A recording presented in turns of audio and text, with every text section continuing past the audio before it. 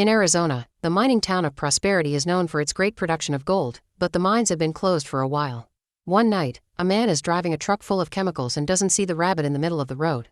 He makes a sudden turn to dodge it, causing a toxic barrel to fall from the truck and sink into the pond. The next day, Joshua visits the pond to collect some crickets, unaware of the toxic contamination.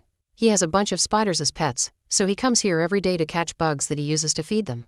A week later, Mike visits Joshua because he's also obsessed with spiders and wants to check out his friend's pets, but he still gets scared when a spider jumps on the glass. Mike notices the spiders have grown unusually large, so Joshua explains he's feeding them some magic crickets and hopes this discovery will make him rich. While they discuss some theories, one of the tarantulas manages to escape from its enclosure. Then Joshua teaches Mike about all the different spider breeds he owns and introduces him to Consuela, a deadly queen who can produce acid to kill her prey from the inside. After Mike leaves for school, Joshua finally realizes one of his tarantulas is missing. He starts looking for it, only for the tarantula to find him first. It crawls on his back and bites his neck, causing Joshua to scream in unbearable pain. As he fumbles around, he accidentally knocks over the other enclosures, allowing all the spiders to escape. They start crawling all over the room and even attack Joshua's parrot. The next week, Mike tries to visit Joshua again, but when he passes by the pond, he's stopped by his mother Samantha, who is also the town sheriff. With the help of Deputy Pete, she's trying to retrieve the barrel and send it to a lab to identify the chemical that has polluted the water. She considers the area unsafe, so she makes Mike get in her truck to get him home. Down the road, a group of teenagers are driving their bikes too fast and pulling some crazy tricks. When Samantha sees them, she turns the truck around and pulls them over. Samantha tells her daughter Ashley to get in the truck too and gives the mayor's stepson Brett a fine. That night, Ashley spends hours on the phone and doesn't care that her brother needs it, so Mike messes with the cables to make her think it isn't working. Then he takes the phone and tries calling Joshua, but nobody answers. Meanwhile, Joshua's house is covered in cobwebs and his dead body serves as food for the spiders, who are now the size of dogs. At the mall, Mayor Wade announces that the town is having financial problems. He thinks this could be solved by building a commercial complex, but he needs the locals to send their lands. Everyone starts complaining against the idea, including Chris, the son of the mine owner who died 10 years ago. Chris recently came back to town and knows that his father found a gold vein in the mine, so he refuses to sell it. Wade and Chris begin arguing and Chris ends up punching Wade, but before it can escalate, Samantha pulls them apart. She remembers that Chris has always had a temper and reminds him to behave, but doesn't arrest him for now. Later at Pete's house, his cat notices a spider entering the vents and follows it. At the same time, Pete's wife reaches for a can in the pantry, but since she's arguing with her husband, she doesn't notice the spider hiding there. Suddenly, the couple hears their cat crying out inside the vent. Strange marks appear on the wall, looking like a cat's and a spider's bodies. They follow the noise as it moves towards the ceiling, and when the lights flicker, they hear the cat die. The next morning, Chris chats with his Aunt Gladys about why he left all those years ago. It turns out he beat Samantha's ex-husband up. He still has feelings for her, so Gladys dares him to do something about it. Meanwhile, Mike tries to sneak out of the house, but he discovers his mom has handcuffed his bicycle. Ashley is leaving to meet with Brett, so Samantha gives her a taser in case she needs protection. At that moment, Chris shows up with flowers to ask Samantha out, and she agrees. While they chat, Mike takes the chance to sneak out of the house and goes to Joshua's on foot. When he gets there, he's shocked to see all the cobwebs but not a single spider. Joshua and the parrot aren't around either, not even their bodies. Mike explores the area behind the house and finds huge footprints that indicate the spiders have grown even bigger. Next, he approaches the entrance of the mines and finds a very big spider leg. At that moment, he sees a giant spider at the back of the cave, so he leaves before he's seen back. In another area of the mines, Chris is making plans with some men to find his father's gold vein. After work, Chris is driving down the road and sees Mike, so he offers him a ride. During the trip, Mike tries to explain what's happening with Joshua's spiders and even shows Chris the huge leg, but Chris thinks it's a prank and doesn't believe him. Back in the mine, a man is still working and notices his hose is jammed. He tries blowing into it, only for a bunch of spiders to enter his mouth. As the smaller guys crawl out, Consuela appears to kill the man. When Mike gets home, he crawls through the window, but Samantha catches him red-handed. He tries to tell her about the spiders, but she's angry because he sneaked out and thinks he's making up stories, which she blames on too much television. In the evening, one of Wade's ostriches gets killed and all the others begin panicking. Wade hears all the noise and comes out to investigate, finding the bones of the dead bird. However, he doesn't see the spider because it's hiding underground. One by one, more ostriches disappear around Wade as if the ground was swallowing them. The next day, radio host Harlan talks about all the dead animals people are finding in their homes and shares a bunch of conspiracy theories in a show. Meanwhile, Ashley goes to see the guys race on their bikes again, but Brett keeps her in her truck to share some kisses. He starts getting handsy and Ashley stops him, explaining she's not ready to go all the way yet. Brett can't take a no and tries to keep going by force, so Ashley gets the taser and electrocutes his groin. This makes him fall out of the truck and wet his pants. He says she's overreacted, so an upset Ashley drives away. At that moment the big spiders show up and Brett screams in fear. He runs to warn his friends, but they see his wet pants and think he's being a baby. Suddenly a spider jumps on one of the teens and kills him, so the others finally start running. Some of them manage to escape on their bikes, but the spiders still manage to capture a bunch of boys and eat them for lunch. The creatures even chase after the bikes to force them to crash and eat the driver. Brett speeds up and makes a big jump that allows him to kick a spider off, then he crosses the road. When another spider tries following him, it gets crushed by a truck. The other spiders jump on the vehicle and distract the driver until it crashes against some light posts, causing a small explosion that kills a bunch of these monsters. This crash also brings down the phone lines. Brett thinks he's defeated the spiders for good, but soon more show up, so he has to speed up again to escape. He accidentally enters the mine and hits the wood at the entrance, making it crumble until it blocks the entire hole. As the spiders try to dig in to reach him, Brett leaves to find another exit. Meanwhile, Gladys' dog hears a noise in the basement and goes down there to investigate. He finds a hole in the wall and starts barking, only for a huge spider to suddenly come out to capture him. When Gladys finally notices her dog is missing, she goes looking for him and finds his collar near the hole. She goes inside and discovers that her house is directly connected to the mines.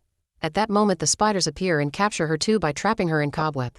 Soon Chris also hears some noises and goes to the basement, where he finds the hole and big spider leg that makes him realize Mike never lied. In the morning Chris takes the leg to Mike, who explains this type of spider doesn't eat its prey immediately, so Gladys may still be alive. In another room Ashley is destroying her picture with Brett when suddenly a spider crawls through the window and pushes her against the wall. Mike, Chris, and Samantha hear Ashley screaming and run to her room to find the spider wrapping the girl in cobweb. Chris tries attacking the beast with different objects, so the spider uses more cobweb to trap him against the wall too. Thankfully Samantha keeps a weapon in the house and finds it just in time to shoot the spider to death. Afterward Samantha calls Pete with a police radio and tells him to bring as many weapons as possible to her house. In the mines Brett is still looking for an exit when he comes across the dead miner. Nearby there's a bunch of people trapped in cobweb cocoons, and some of them are still alive. Brett watches in horror how Consuela feeds from the wriggling bodies and quickly gets away. In town, the barber is closing up his shop when he suddenly sees two giant spiders jump on a friend to start wrapping him in cobweb. At the police station Pete gathers as many weapons as he can and leaves in his car, unaware that a bunch of spiders are following him. When he makes it to Samantha's house, he hears something on the roof of the car and shoots through it, causing a green goo to fall on his face.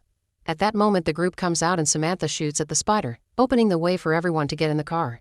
Another spider tries to attack too, but Chris shoots it before they drive away. As the police car goes through town, many spiders see it and follow it. Eventually the group reaches Harlan's trailer and Samantha takes over his show to warn everyone in the area about the spiders.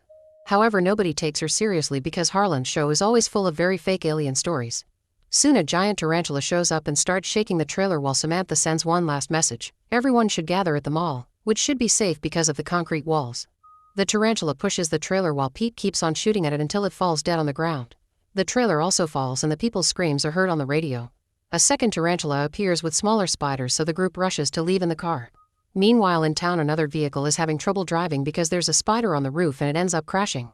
The locals come out to see what the commotion is about and finally see all the spiders running through the streets. People panic and try to run away as the monsters break through windows and jump on roofs to kill every human they can reach. Many spiders attack from underground, so a man throws a ladder to use it as a bridge and reaches his car to escape. However, the spiders are quick learners and begin tearing car doors off to reach their victims. When Samantha's team drives by and sees the utter chaos that has taken over the city, she uses the police speaker to tell everyone to run to the mall. Right now the only people at the mall are a few workers and Wade, who is happy to see a big crowd coming because he thinks they're there to support him. While everyone rushes inside, Samantha and Pete stay at the door to shoot at the incoming spiders and buy some time for the survivors. Once everyone is in the mall, a worker activates the gate, so Samantha and Pete have to rush to get in too before the gate reaches the ground. After they make sure all doors are secured, an argument ensues about how to proceed. They need to call the army for help and Wade reveals he has a cell phone, but the signal isn't very good, so Chris and Harlan volunteer to go to the roof to use the antenna. The rest of the people search every store for anything they can use as a weapon. Mike takes some perfume bottles and gives them to Chris, explaining this may confuse the spider's strong sense of smell. In just a few minutes Chris and Harlan make it to the roof and Chris starts climbing the antenna. The spiders are climbing the building too and Harlan has to keep them back with a few shots while Chris finally gets a signal. However, when he calls 911 the operator doesn't believe his story. Meanwhile the other half of the spider horde begins to pound on the front gate to bring it down little by little. Everyone waits patiently, but Ashley notices Wade leaving through a back door. She tells the crowd about it and a mall worker realizes Wade is going into the mines through the basement. Samantha sends her kids to hide there while she and the other adults get ready to kill the tarantula, who finishes breaking the gate. Then it pulls back and lets hundreds of smaller beasts enter the mall through the new hole. The crowd immediately opens fire, but there are too many enemies, so they have to run to the basement. Chaos takes over the mall as more people get killed or captured by the spiders in every corner. Pete doesn't make it to the basement in time, so he lifts a shutter just enough to roll under it. When the spiders poke their legs through the shutter, Pete uses a chainsaw to cut them all. In the basement, the survivors discover that Wade locked the next door, meaning they're trapped. On the roof, the spiders are surrounding the guys, so Harlan jumps off to act as a distraction and lands on the bushes at the same time Pete comes out. The spiders are coming after them, and the door behind them can only be opened from inside, so they can only run away. In the mines, Wade is shocked to find Brett. At that moment, the spiders find them and Wade tries to take Brett's bike to escape, but a spider catches him and drags him away. Seeing more monsters coming, Brett jumps back on the bike to escape. In a mall store, the barber comes out of hiding and doesn't notice a moving tent until the spider reveals itself and jumps to catch him. Back to Chris, he climbs the antenna a little higher until he reaches the cables and slides down on them to get into the vents, which take him directly into the mall. Samantha sees Chris trapped behind the grill and helps him out before joining the others in the basement. Suddenly something starts pounding on the door, which quickly goes down. It's Brett, who is using some minor machinery to open the way. There are a few spiders behind him, so the crowd opens fire until they're all dead. There are more spiders trying to open the other door, so Samantha moves the machinery to block it before joining the group leaving through the mines. As they run through the tunnels, Chris notices a weird smell and realizes it's methane gas, which means even a tiny spark can blow up the entire place. A mall worker makes a wrong turn and is found by a spider, who immediately jumps on him to drag him to the nest. A second spider tries to attack the crowd, so they use a crossbow to kill it without sparks. Then the group keeps moving and finds the spider's nest where they are keeping all the prisoners in cocoons for the queen to eat. Everyone gets startled when something falls from the ceiling, but it's only Wade caught in cobweb. After freeing him, Chris tells Samantha to guide the group to the exit while he stays to look for Gladys. Before they split, Chris tries to confess his feelings, but Samantha explains she knew he liked her and that he beat up her husband because he cheated on her since Chris's father told her before he died. Samantha ends their goodbye with a quick kiss. Meanwhile, in the basement, the tarantula breaks down the door and is coming after them with more spiders. In the mines, Chris checks a bunch of bodies until he finally finds Gladys alive and well. She looks up and finds the gold vein right behind Chris. At that moment, Consuela appears, but Chris can't shoot her without causing an explosion, so instead he throws perfume at her face. Consuela freaks out and is confused for several seconds, which is enough for Chris and Gladys to jump on Brett's bike to escape. On their way out, Chris hides a matchbox inside a lamp. While Consuela chases after the duo, the crowd manages to leave the mine and find the generator. There's no gas to make it work, so Ashley offers the taser, which effectively gets the generator going. One by one, the light bulbs inside the mine are turned on and they spark the matches, creating a huge explosion that spreads through the tunnels. Chris and Gladys speed up and come out just in time, but all the spiders, including Consuela, are caught by the fire. The explosion kills all the creatures while Wade whines because he won't be able to sell the mines in this state. Suddenly, lots of cops, ambulances, and firefighters arrive with Harlan and Pete, revealing they were all fans of Harlan's show and that's why they came. They ask about other survivors, but Chris tells them Gladys was the only person alive among the cocoons. A few days later, Harlan has brand new gold teeth, thanks to Chris working on the infamous gold vein. Make sure to subscribe and turn on notifications so you can watch more videos like this. Thanks for watching.